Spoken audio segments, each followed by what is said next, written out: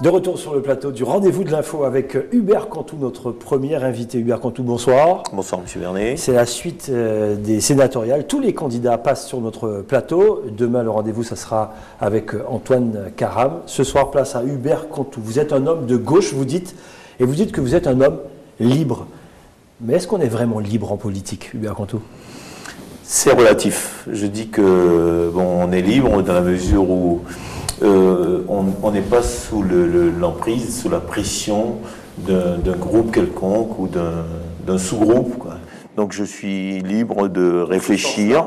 Dans ce sens-là, bien sûr, je suis libre de réfléchir et de prendre des décisions relativement seul. Et pour autant, on a quand même besoin d'un groupe. On a besoin d'avoir une pensée politique lorsqu'on avance, lorsqu'on fait de la politique, justement. C'est exact, parce que je continue à penser que la politique doit être un événement qu'on vit collectivement, mais je crois qu'il faut un espace justement qui soit dédié, et c'est tout l'équilibre qui est difficile à trouver, parce qu'il faut qu'il y ait un espace qui soit dédié à chacun, parce que nous sommes tout seuls, nous sommes nés seuls, nous réfléchissons tout seuls, mais ce sont les réflexions qu'il faut mettre en commun. Lorsqu'on parle des sénatoriales, les candidats essayent de mettre en avant leur expérience. Vous êtes en charge des affaires sociales, au Conseil général, premier vice-président. Oui, ce n'est pas rien, mais être sénateur, c'est surtout avoir des convictions et être à l'écoute des autres. Est-ce que vous avez ces qualités-là, Hubert Cantou ? Écoutez, je pense les réunir parce que, effectivement, vous avez souligné que j'étais en charge du social, donc forcément, vous êtes en contact avec l'humain. Donc, c'est un peu, si vous voulez, les vibrations que je ressens dans mon corps profondément. Je pense que je suis authentique aussi, je suis extrêmement authentique. Donc, je l'ai dit un peu partout, quand vous sortez des conseils municipaux, j'ai l'impression d'être complètement déshabillé parce que je suis moi-même. Donc, je pense que je n'ai pas de difficulté de rentrer en contact avec les gens et de les écouter. Donc, ce sont toutes ces raisons-là, justement, qui ont composé mon désir d'aller représenter bien au plus haut toutes les collectivités de ce département. Hubert Cantou, dans cette émission, je ne serai pas le seul à vous poser des questions. Vanessa et Théanie aussi ont des questions à vous poser. C'est vous qui avez la gestion du football en Guyane. Il faut mettre en place une méthode. Et en politique, c'est quoi la méthode ? Je vais certainement vous surprendre, mais je puise en fait mes connaissances, mes méthodes, mon managériat dans le sport, dans le football. Parce que quand vous êtes en charge du football depuis un certain nombre d'années, ou du sport de façon générale, vous avez un petit peu la température de ce qui se fait, des gens, de leur éducation, de leur difficulté à se mouvoir, à se déplacer, de leur capacité financière, ainsi de suite, de leur éducation. Donc forcément, tous ces éléments-là constituent à terme le socle des directions que vous devez prendre. Donc le sport m'a extrêmement servi dans ces domaines-là, et c'est d'ailleurs à partir du sport que j'ai utilisé ce tremplin pour aller vers la politique et pour servir le sport. Théanie ? Pour aller dans une élection, il faut des soutiens. Quels sont-ils vous concernant ? Alors, des soutiens, j'en ai beaucoup. Pas forcément des soutiens politiques, parce qu'il faut des gens qui soient avec vous, bien sûr. J'ai des collègues du Conseil général qui m'accompagnent très fortement. Je ne vais pas les nommer ici, bien sûr, pour ne pas faire de vexer, qui m'accompagnent très fortement dans mon engagement politique. J'ai des partis politiques qui se rapprochent de moi, donc des soutiens j'en ai. Et puis, je veux bien prouver aussi qu'on n'est pas nécessairement dans un parti pour devenir un bon sénateur. Je crois qu'il y en a d'ailleurs, le sénateur patient, je ne pense pas qu'il soit encarté, sauf si je me trompe. Mais je dis qu'on peut conduire les affaires du pays sans pour autant appartenir de manière encartée à un parti. Hubert Cantou, pourquoi cette candidature aujourd'hui ? Parce que je l'ai dit, pour plusieurs raisons, parce que je l'ai dit déjà un peu en avant, il est l'heure et tout est conforme. C'est une formule qui résume tout. Je crois qu'il faut avoir une certaine expérience, un peu de sagesse, et puis de la fermeté aussi. Je crois que je suis au carrefour un petit peu de ces éléments-là, et ce sont aussi les observations que j'ai faites au niveau politique et le tempérament qui est le mien, qui font que je pense pouvoir, avec autorité, mais avec respect aussi, remplir une fonction comme celle-là. C'est quoi les enjeux de demain pour vous, en Guyane ? Ils sont colossaux parce que je crois, et je l'ai dit dans ma profession de foi d'ailleurs, je crois que les projets de Guyane doivent s'appuyer sur une approche systémique. On ne peut pas isoler les projets. Il y a tellement de projets qui s'impactent l'un l'autre, qui sont le maillage, qui se marient l'un et l'autre, qu'en dégager un serait difficile, même si j'ai une sensibilité particulière. Et vous allez vous battre sur quoi? C'est quoi le cheval de bataille d'Hubert Cantou? Je dis que l'éducation, elle est fondamentale. Les communes... Priorité à l'éducation? Oui, si je dois dégager une priorité, c'est l'éducation, parce que bon, vous avez les résultats scolaires, le nombre d'enfants non scolarisés, ainsi de suite, si je dois la dégager. Mais elle passe par autre chose aussi, hein, le désenclavement du territoire, ainsi de suite. Donc il y a plusieurs éléments qui viennent impacter Mais priorité à ces résultats. l'éducation, Vanessa. Vous avez dit que... Alors, j'ai de la chance de ne pas être mère. Êtes-vous sûr que c'est un avantage? C'est un avantage en termes de disponibilité, parce que le maire, c'est vraiment un élu d'énorme proximité.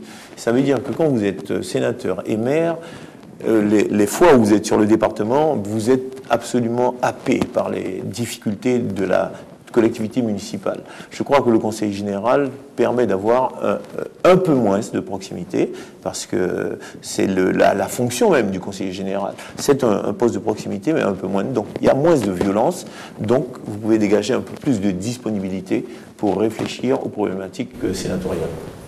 Vous êtes au conseil général, est-ce que vous allez cumuler les mandats? Alors, je n'en ai pas le choix, puisque la loi sur le cumul, c'est 2017, et d'ailleurs la collectivité unique, c'est certainement avant, puisque le conseil général et le conseil régional vont disparaître pour qu'il y ait une fusion.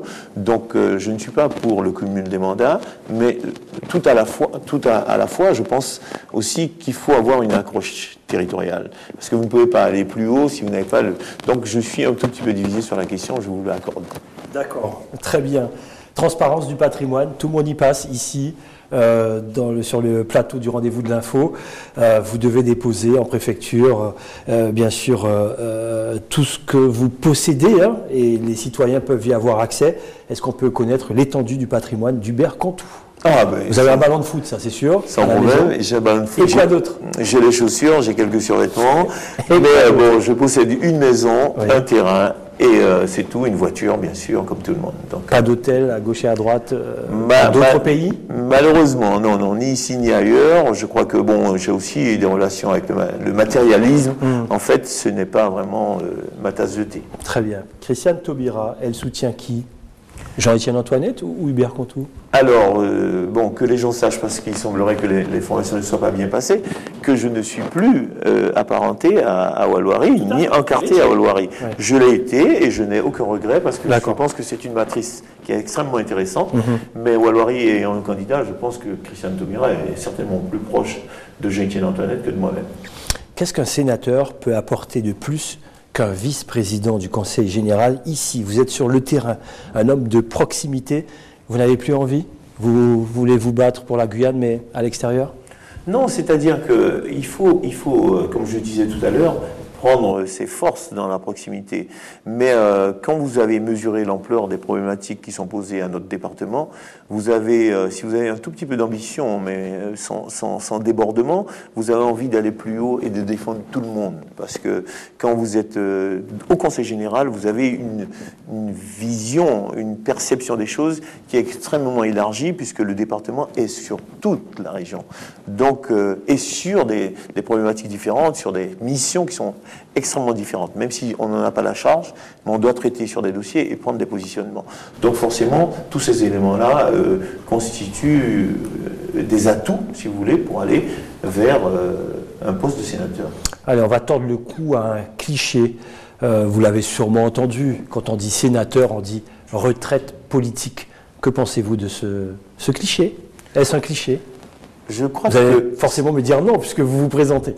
Non, ce n'est pas une retraite. Je crois qu'il faut être sage, parce qu'en fait, on est quand même appelé à légiférer, hein, donc c'est-à-dire à mener d'énormes réflexions sur les différents cadres institutionnels qui vont être construits plus haut pour faciliter le fonctionnement de la société. Donc je crois qu'il faut avoir un certain recul, je crois qu'il faut être sage, il faut avoir une main de fer, je dis souvent, dans un gant de velours. Donc il faut avoir de la fermeté, mais il faut avoir aussi suffisamment de distance pour s'exprimer et puis se projeter de manière polie, calme et raisonnée de manière à ce que son discours passe. Main de fer dans un gant de velours, ça rappelle François Mitterrand, ça. Alors, est-ce que vous êtes prêt, serein pour dimanche? Comment vous êtes? Comment vous vous sentez?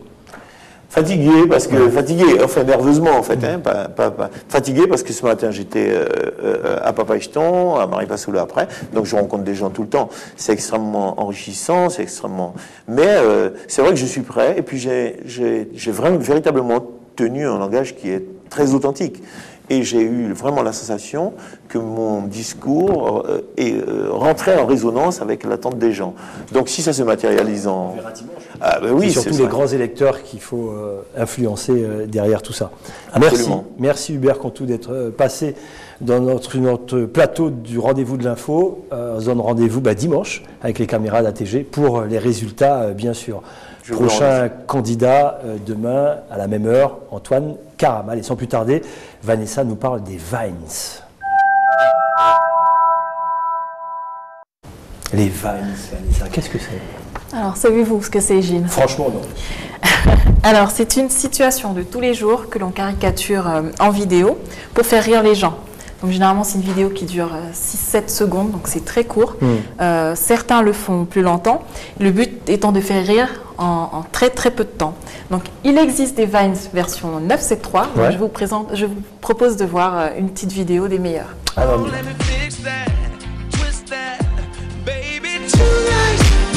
chérie, je suis rentré. Laisse-moi, je peux tout expliquer. Des fois, je fais des choses que je comprends pas. Pour la Saint-Valentin, restaurant 85 €, chocolat 18 €, bouquet de fleurs 35 €, place de cinéma 17 €. Chocolat, fleurs, Titanic en streaming, pâte et thon. C'est l'intention qui compte. Quand ta copine t'appelle pour te dire que finalement, c'est bon, ça y est, elle a eu ses...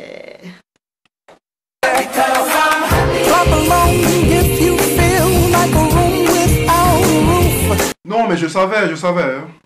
Non mais j'étais pas inquiet. À part la couillonne. T'es mourir, hein? Ah ben voilà, Tébé. Hey, le chien, sorti là, il va pas tuer le chien quand même. Oh mon banquet ça. Il y a plusieurs façons de chipper. Il y a le chip mon pas les ghettos. Il y a le chip mon fin, mon qui est mourir. Il y a le chip sorti là, sinon mon qui est volé en letto. Et les gens qui savent pas chipper. Maman, tu sais qu'Apato est enceinte. C'est qui Apato? Apato ça fait. Aïe, aïe, aïe, aïe, aïe. Mais c'était juste une blague, hein. Voilà, donc vous avez pu voir PKTS 9C3 et les vidéos de Raph. Donc ils m'ont confié vouloir faire des Vines en mode local parce qu'il en existe beaucoup aux États-Unis ou en métropole notamment. Et donc sur des situations que les Guyanais connaissent tous les jours. Et donc pour le moment, ça ne leur rapporte rien financièrement, mais ils se contentent des appréciations que les internautes leur envoient. Donc vous pouvez retrouver ces Vines sur Facebook, donc PKTS 9C3 et les vidéos de Raph. Bravo en tout cas, j'aurais bien aimé avoir ça tous les soirs, Vanessa. Oui, c'est plutôt pas mal. On rentre en contact avec eux? Pourquoi pas? On dit comme ça en direct, on rentre en contact avec vous, parce que ça m'a vraiment plu et je pense que ça va plaire aux téléspectateurs d'ATG. Merci en tout cas pour ces Vines. Allez, on est dans le coup là, après les Vines, les challenges qui affolent Facebook, Théanie. C'est dans quelques secondes. Les nouveaux challenges des réseaux sociaux? Oui, bien sûr, Gilles.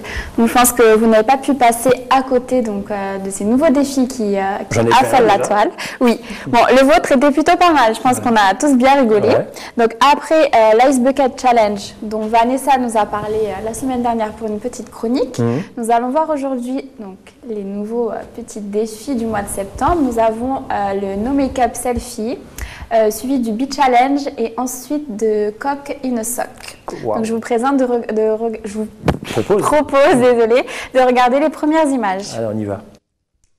Donc là, vous pouvez voir à gauche Lady Gaga et puis Amy Wilternon, donc, qui pose sans maquillage pour défendre, bien évidemment, là encore une cause. Il y a toujours une cause. Hein, oui, toujours. Là, c'est la cause du cancer, contre le cancer du sein, en fait. Là, comme vous pouvez le voir, c'est la jeune Britannique qui est à l'origine de ce nouveau concept, qui a été lancé entre avril et mai 2014. Qui, elle, par contre, pose avec l'affiche pour soutenir la cause. Et là, vous pouvez voir Kim Marsh, qui est une actrice hollywoodienne. Donc là, ils ne sont pas maquillés. Hein. Non, bon, celle-ci n'a pas trop joué le jeu. Voilà. Et là, vous pouvez voir donc, les nouveaux défis, ça s'appelle le Beat Challenge, donc, qui œuvre aussi contre le cancer du sein. Vous pouvez bien le voir, elles portent donc leur soutien-gorge sur les yeux en référence à une jolie petite abeille. Mais les hommes ne sont pas en reste puisque eux aussi défendent une petite cause, celle du cancer des testicules. Bien que cette idée louable fasse débat. Alors il faut mettre la chaussette sur... sur ses parties intimes. D'accord, très bien. C'est apprécié des internautes, mais ça fait quand même un peu débat. Et elles sont longues les chaussettes? Ah bah oui. Oui. Pour pas non plus deviner ce qu'il y a en dessous. Donc je vais vous parler un peu des engouements que cela suscite sur Facebook, puisque comme vous le savez, ça permet de sensibiliser à certaines causes, mais bien évidemment aussi de générer des actions, puisque pour les 3 défis que nous avons vus, il y a bien sûr des donations à faire. Donc si éventuellement vous voulez participer, Gilles, après la Ice Bucket Challenge, oui, eh bien oui. Je pense que le Beat Challenge, ça serait un peu compliqué. Bon, on en reparle la semaine prochaine. Oui, on en reparlera. D'accord, très bien. Merci en tout cas. Je vous en prie. Théanie. Voilà, c'est les nouveaux codes comme ça sur Facebook, sur les réseaux sociaux. On vous en parle tous les soirs au rendez-vous de l'info. Merci Théanie. C'était pas fini? Il y avait encore autre chose? Non, franchement. Oui, franchement, oui. Puisque...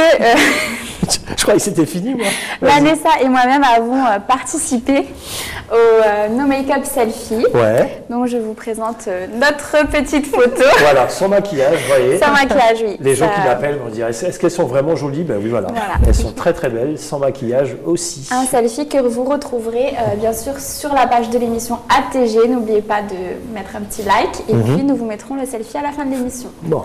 Voilà. Et like s'ils aiment. Hein. Bon, très bien, merci Théanie. Cette fois, c'est la bonne. Allez hop, 2 invités de l'autre côté, donc sur notre plateau du rendez-vous de l'info, avec David Crochet, bonsoir. Bonsoir. Et Jonika Aliwapo, bonsoir. Bonsoir. Alors, vous participez également à cette grande fête de la toile des palmistes avec le GCAM. Vous n'êtes pas réalisateur de l'extrait du film qu'on verra. Dites-nous justement qui vous êtes et qu'est-ce que vous faites dans ce projet-là. Donc je suis David Crochet, le coordinateur de l'association Chercheurs d'autres. Et en fait, quand le film a commencé à se créer dans la tête de Nicolas Pradal, le réalisateur, en 2009, en 2010, j'ai commencé à lui proposer à organiser un processus participatif autour du film, pour pas que ce soit seulement un film fait classiquement par des gens qui viennent sur un territoire, etc. Et donc j'ai proposé qu'il y ait des formations de cinéma pour des jeunes sur place et qu'on travaille avec les habitants. Ce qui était déjà l'idée de Nicolas, quand il est allé sur le terrain, il a vu qu'on ne pouvait pas ne pas travailler avec les gens à Talouenne sur le Haut-Maroni.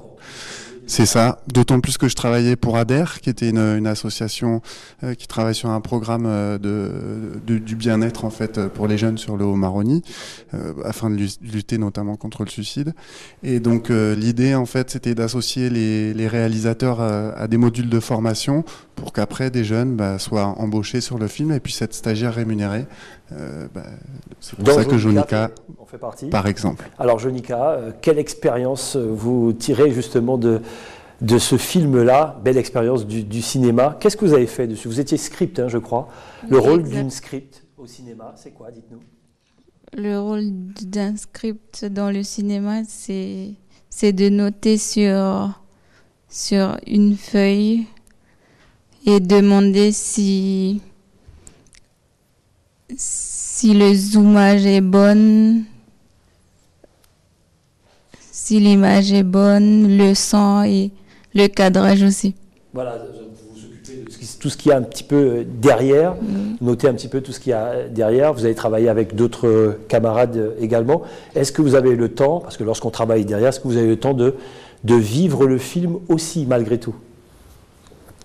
Vous n'avez pas le temps, parce qu'il y avait plein de choses à noter? Comme il y avait beaucoup de choses, alors j'ai pas eu le temps. D'accord, très bien. Belle expérience sortie de tout ça ou pas? Oui. Vous avez vu le film déjà monté ou vous allez le découvrir au Palmiste? J'ai déjà vu une fois, mais si je vais voir encore une fois. Avec plaisir. Oui. Très bien, Jonika, qui était script pour ce projet-là. Et vous me disiez donc 6 autres personnes qui ont participé. Ils faisaient quoi, les autres? Donc il y a eu plusieurs, ils ont touché à la lumière, ils ont touché à la régie avec moi, c'était affreux. Ça veut dire faire à manger, des choses comme ça. La vaisselle aussi. Voilà, mais ils ont touché aussi dans les repérages, ils ont fait du cadrage. Ils ont travaillé sur les différents postes en fait qui peuvent exister, puisque nous en fait, chercheurs d'autres, on a pris en charge les fictions. C'est-à-dire que financièrement, on a géré les fictions. Le conseil général nous a aidé justement, de ce Conto qui était là. Bravo. On peut remercier le conseil général. C'est très important parce que c'est des démarches sur 5 ans, 6 ans, et puis qui vont continuer l'année prochaine encore. Et donc ces jeunes, voilà, l'objectif c'était après des formations en Guyane et au Brésil, ils sont allés jusqu'au Brésil pour se faire former, et qui se frottent vraiment à la réalité, et ils travaillaient 12 heures par jour. Donc là c'était la réalité concrète et tangible. On regarde un extrait? Allez, c'est parti.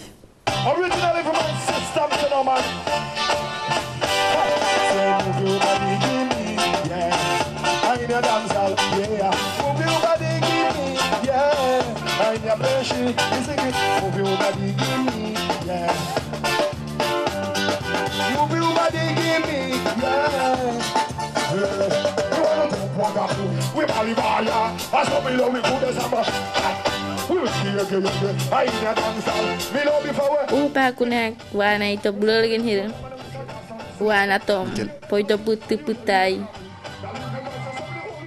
hemal poraman hira pe me uapto papaktom pamantam he mala mas ke wayo he wagi gati malan papaktom si ukati power man ibi pour top comme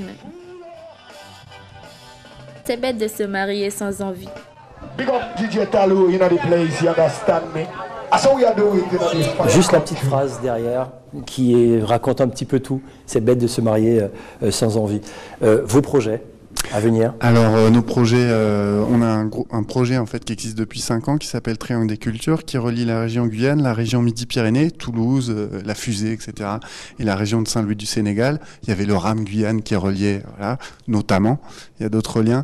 Et donc là, les projets en cours, c'est la fin. En fait, on est en train de monter un 1h30 qui s'appelle Anouk Tatop. On a choisi délibérément un titre en Wayana qui veut dire la métamorphose. Et ce sera un autre film que ce film que vous avez vu là, mais avec des images qui ont été prises au même moment. Et après, je ne vais pas vous expliquer tous les projets parce qu'il y en a énormément. Faire une émission spéciale avec vous pour montrer un petit peu tout le travail que vous faites. Je rappelle le film à voir absolument, ça sera bien sûr pour la Toile des Palmistes, c'est l'événement du week-end. Parmi les événements, il y en aura un autre également, ça sera les Lions d'Or. On accueille Maxi Duidi d'ici quelques minutes. En attendant, voici le rendez-vous du Prime d'ATG, Dom La Quézotte, qui est allé faire un petit tour à Sinamari dans le quartier Brigandin. Extrait.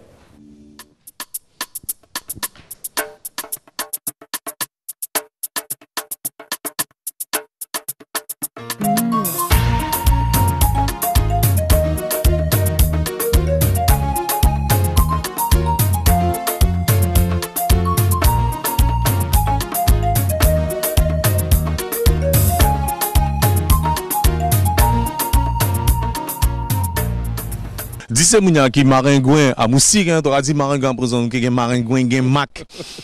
Comment on doit défendre nous contre moustique avant justement?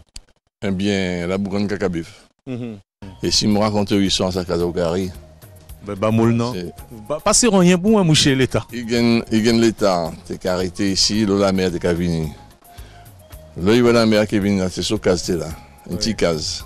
Là il voit la mer qui vient, je pense aux cases. Et quand on entre à Socas, que vous voyez la partie de la terre, il n'y a rien déménagé de la nuit, il y a mis sur quoi à peu près 500 mètres plus loin là. Oui. Et il appelle Michel Létard.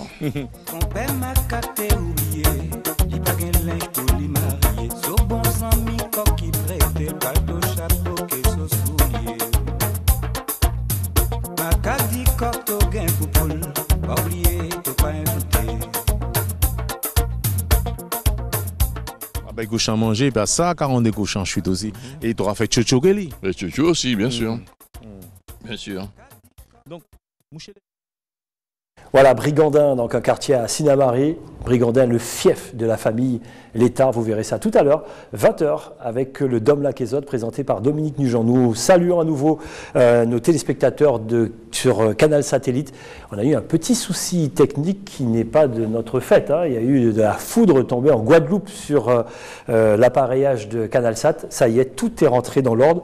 Donc vous verrez dans la rediffusion l'entretien, l'interview d'Hubert Contou, je rappelle donc, qui est candidat au sénatorial pour que les choses soient dans un équilibre total. Allez, notre troisième invité, c'est Maxi Dridi. Il est là bien sûr parce que, vous le savez, deuxième événement, ce sont les Lindors. Maxi Dridi, bonsoir. Bonsoir. Ça va bien? C'est un plaisir, hein. Je crois que c'est la première fois que je te reçois sur un plateau de télé, pourtant on se croise un petit peu partout. Effectivement. Un plaisir aussi pour les téléspectateurs parce que tu as plusieurs nominations, je crois, hein, pour les Lindors. Oui, pour les Lindors, 5 nominations. 5 nominations pour les Lindors. Oui, mais d'où tu viens comme ça avec tes 5 nominations pour les Lindors? Sur quel travail Justement sur ce projet, le Piquet Juke Style, que j'ai sorti en début d'année. Qui a très bien marché sur les radios. Effectivement, sur lequel on peut retrouver Piquet Juke Style 1. Exact. Piquet Juke Style 2. J'ai adoré le 2. Hein. Ah, merci. D'ailleurs, pour le 2, il y a 2 nominations. Pour le 2. Et ainsi que Causé Grand Mou, une mazurka. Bon, c'est pas dans mes habitudes de faire ce style de musique. Pourquoi? Mais en fait, j'ai laissé parler mon cœur tout simplement. Bon, c'est-à-dire que j'ai grandi ici en Guyane où on peut écouter un peu de tout. Où tout ce qui est begin, mazurka, rythme notre quotidien. Ça coule aussi dans tes veines. Ça coule dans mes veines. Donc un jour, je suis arrivé derrière mon clavier, j'ai commencé à composer de la mazurka. Et ça a donné naissance à tout ça. En fait. Alors Maxi Dridi, bien sûr, je te connais, mais tous les téléspectateurs cherchent à te connaître un petit peu plus également.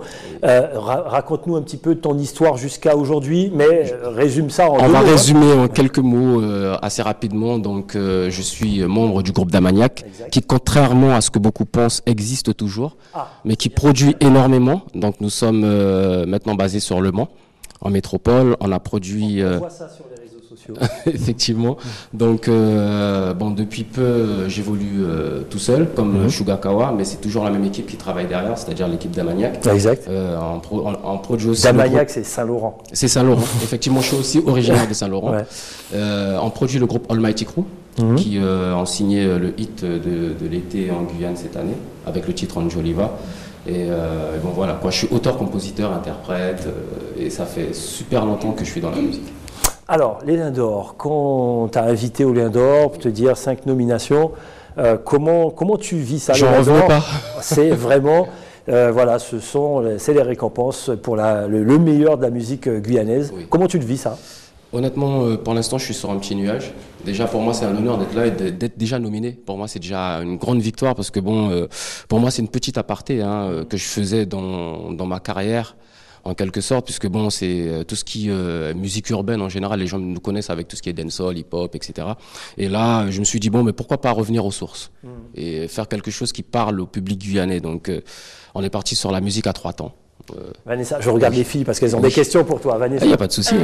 Remporter une récompense lors des Lindors, est-ce que tu penses que ça va changer quelque chose déjà, une reconnaissance par rapport à mon travail, puisque ça fait énormément longtemps qu'on travaille et que le public guyanais qu'on soit reconnu au Lindors, c'est une bonne chose pour l'artiste guyanais.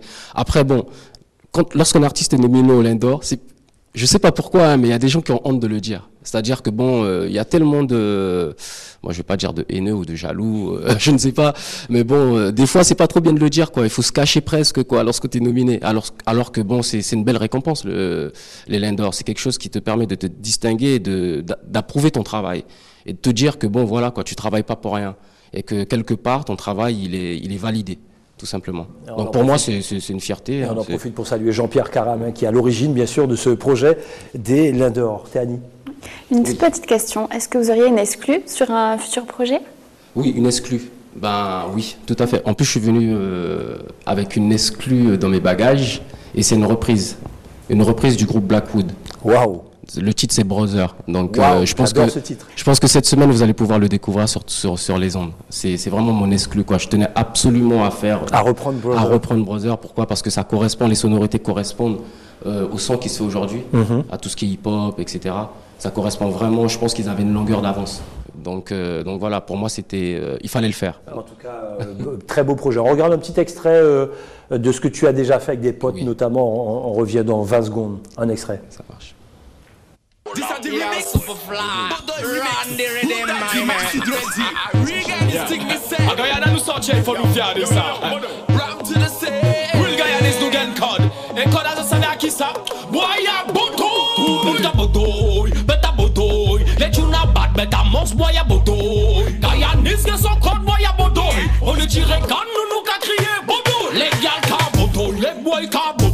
Voilà, c'est juste pour montrer le côté family, c'est ça, Maxime, aussi, hein, les potes, c'est important. Oui. C'est très très important. Bon, en fait, on est une famille. Damaniac, pour moi, c'est une école, c'est une grande école et aussi une famille.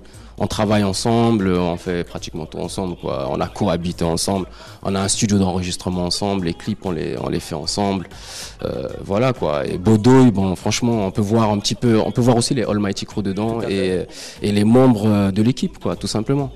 Rendez-vous samedi. Samedi, hein, et j'espère que on y sera. On croise les doigts. Et on y sera. Ouais, on y sera. En tout cas, bravo Maxime. Merci beaucoup. Voilà, c'est comme ça qu'on se dit au revoir pour se donner rendez-vous demain. Je rappelle, ça c'est important hein, pour ceux qui nous regardent sur CanalSat. Par rapport au problème de foudre hein, en Guadeloupe, tout le monde n'a pas pu regarder donc l'interview avec Hubert Cantou. C'est important parce qu'il s'agit des sénatoriales. La rediffusion à minuit 10 pour cette émission. Merci Vanessa, merci Théanie, merci Maxime Ludy, on salue également toute l'équipe GCAM pour la toile des palmistes aussi. Allez, rendez-vous demain dès 19h, sans plus tarder, voici le journal de BFM. À demain.